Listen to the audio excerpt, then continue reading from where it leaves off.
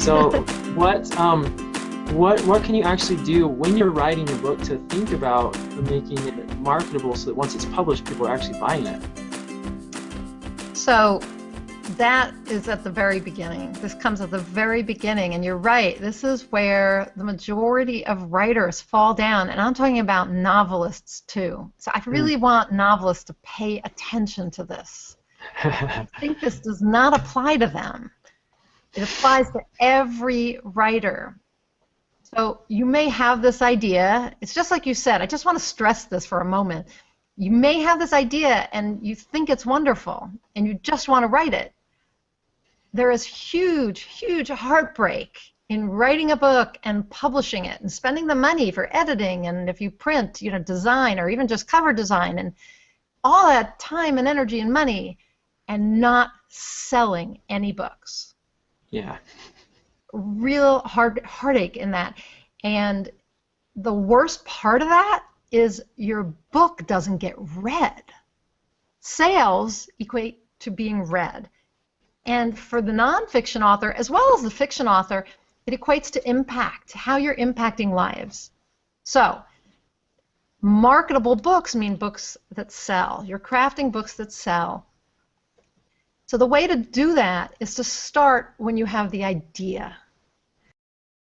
Really, you're training yourself to be a successful author. And the way to do that is to see your idea and yourself through the same lens that a publishing professional would. So it doesn't matter whether you want to go the traditional publishing route or whether you're going to be an indie publisher, it's all the same. You want to see through that lens that the acquisitions editor does. And what the acquisitions editor does is they evaluate the viability or the marketability of a product that's being brought to them, which is your book idea. So you do that by looking, number one, at the market. Is there a market? Does anybody out there want this book? Do they need the book? Now, for fiction, you might say, it's a good story, right? But is it just like every other story in that category?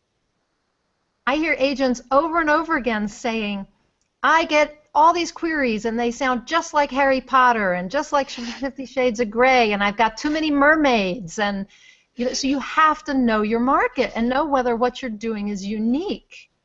And that comes second. That's the competitive analysis. So you do a market analysis to know who your readers are, what they need, what they want, how you can ease their pain, how you can entertain them in a way that is unique and different, and that is tying into really what they want. Right. Because what they want is value. When they say, what's my book about, they don't care what's your book about. They don't care what your book is about. They care what's in it for me. That's all they want to know. What's in it for me? What's the value and benefit? But the second part, the competitive analysis, is the studying what other books are out there. What other books in your category, whether it's sci-fi or business or body, mind, spirit, or YA, whatever it is.